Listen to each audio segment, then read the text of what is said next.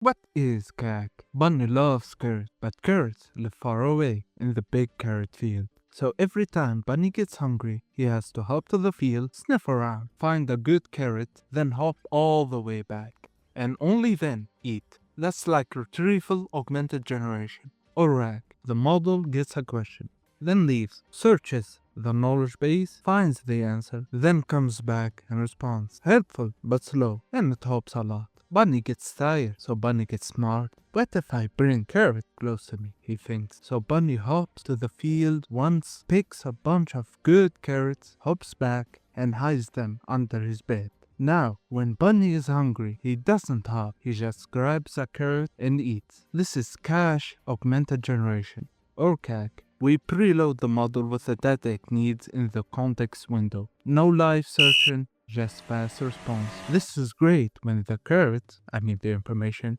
doesn't change. Like FAQs, policies, technical docs, anything that stays the same for a while actually. But here's the trade-off. If new carrots grow in the field, Bunny won't know unless someone updates the stash under the bed. Also, Bunny's bed isn't infinite. Only so many carrots fit under there, just like how a model's context window has a limit.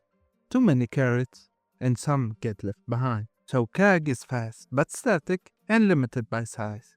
RAG is slower, but live and flexible. CAG is bedtime stash. RAG is field trip. Both are useful, but if speed matters and your data is stable, Bunny says stash carrots under bed. Model says load context up front. And that's Cache-Augmented Generation, or CAG.